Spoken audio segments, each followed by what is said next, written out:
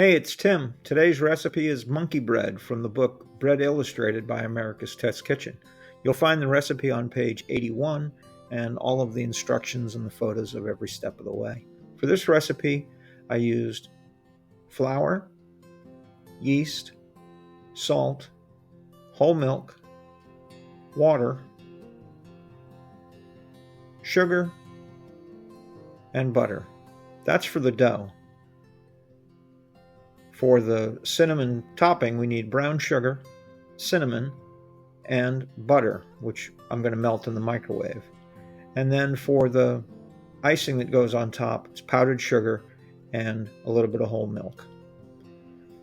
For the equipment, I used a stand mixer, a couple of bowls, my plastic bowl to rise the dough, a 4-cup measure, a whisk, a plastic spatula, a plastic wheel to cut the dough, and a 12-inch Bundt pan. Into the mixer we go with the flour, and then the yeast, and the salt. And I'm going to whisk that together quickly, and then we'll use the mixer to do the bulk of the work. We mix the water, the milk, as well as the sugar and the melted butter together in the 4-cup measuring cup. Whisk that together, set it aside, make sure that you give it time to have the sugar melt. Pour it all in at once with the mixer running on low speed. It's going to take a couple of minutes for this to come together, and you should stop the mixer at least once, maybe twice, to scrape down the bowl so that there isn't any flour on the bottom that doesn't get moistened and mixed in properly. And that takes about 2 minutes. And then once that's done, we can pick the speed up. And this is going to take about 8 minutes. I want to show you how loose and wet this dough is and how there's no structure to it. Kneading is what makes the gluten come together, and after 8 minutes, you can see now that there's a lot of structure to this dough. It's still very wet, still hydrated a lot, but it's dough. It's not batter like it was at the beginning. So using my bowl scraper, I'm going to get this dough out and onto the floured surface. There's just a little bit of flour.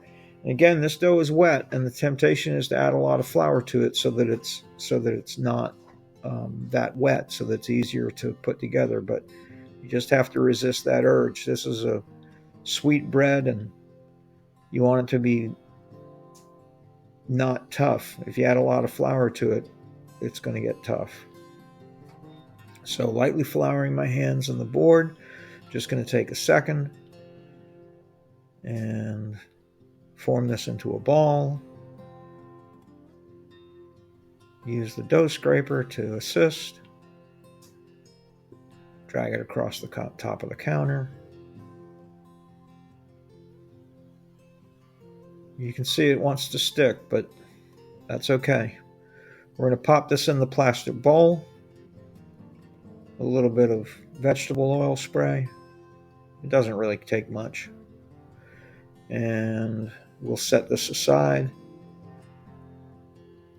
It's going to rise for 1.5 hours to 2 hours. And then you'll see it turns into a really nice, easy to use dough. Now it's risen. The recipe says, there's the melted butter I told you about. Now we'll mix the brown sugar with the cinnamon. This is what makes it monkey bread. So we're going to take that dough, we're going to throw it in this Bundt pan, but only after we've cut it into 64 individual pieces, roll them into balls, and then dip them in the melted butter and the brown sugar cinnamon mix, and then you'll see. But the recipe says that you can refrigerate the dough after you get it out of the mixer and you form it into that ball, the last step I did. You can put it in the refrigerator for up to 18 hours, which is what I did. I made this one afternoon, and then I got up early the next morning, took it out, let it sit on the counter for about an hour so it came up to room temperature and it finished rising.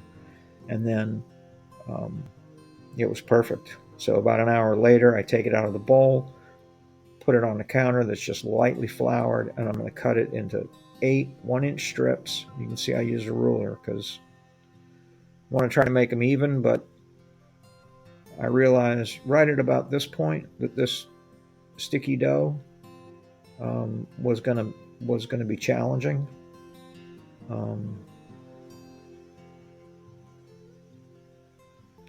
You can see it's, even though I just cut it, it's wanting to rejoin itself everywhere I cut it.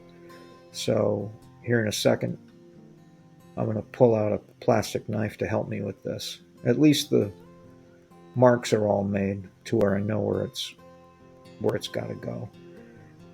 And honestly, this is monkey bread, so you're throwing it all into a Bundt pan. There are 64 of these balls of dough. They don't have to be the same size. I think it's better that they're not, because it comes out all kind of rustic looking, and it's a pull apart thing that you eat warm, and it's sticky and it's sweet and it's great. So got to roll all of these individual pieces of dough into rounds, and we do that by cupping our hand and rolling them on the counter. The dough sticks a little bit to the counter, so it drags against it, and that's how you can form the ball. Then toss them in the butter. I figure out here in a minute that I should have used something as a tool, not in my hand, because now I've got butter all over my hands, and there we go. Get a fork and do it that way. Roll the balls in the cinnamon sugar, and then the recipe says be careful that you're getting the dough balls placed in such a way as to not have all of the seams line up so that it pulls apart in various places. The way I did it was just by tossing them in there kind of random, and I didn't take any special care. I just did it. So I had to roll all 64 of those pieces of dough into individual balls, and I had to run them all through the butter and then into the brown sugar, and toss, and just keeps going. Had to clean off my countertop. I got a little too much flour, and you get too much flour on the counter, and the dough balls just slide. They don't grab onto the counter surface, and so you can't form them into a ball because there's nothing pulling against them. The flour gets in the way. It's kind of counterintuitive. You think you need flour to keep them from sticking, but you actually want them to stick to the counter, because that's how you use the counter to give you that tension that you need so that the dough rolls into a ball, forms that little skin on top, and then you just keep going. I was afraid I was going to run out of brown sugar cinnamon, so I made a little more. And I just eyeballed the measurements. I didn't remeasure it. All the measurements that the recipe calls for are in the description, but it was kind of humid in my house when I made this, and so that might have had something to do with the brown sugar not stretching as far as the recipe suggested, because I know that America's Test Kitchen, they test these recipes, and it should be enough, but I think it was because of the humidity. And that might have been part of the problem with the dough being really sticky. But you can see that I'm practically out of cinnamon sugar, even though I had to make more, and I'm still about out of it. But, too much cinnamon, too much sugar, I don't think that's a bad thing. I think it helps. So toss them all in, and then I'm just going to cover this with plastic wrap and let them rise. It's going to take another hour and a half to 2 hours for them to come up to within about an inch of the top of the pan. As you can see, they're nicely risen, and you can tell, wow, there they are baked. You see the way the cinnamon sugar had kind of broken apart. You can tell that they've risen. Now it has to sit 5 minutes, and then you turn it out onto the plate. A round plate would have been easier, but I don't have a round plate. So a couple of them stuck to the inside of the pan, but I just stuck them back on there. Now mix the milk with the powdered sugar,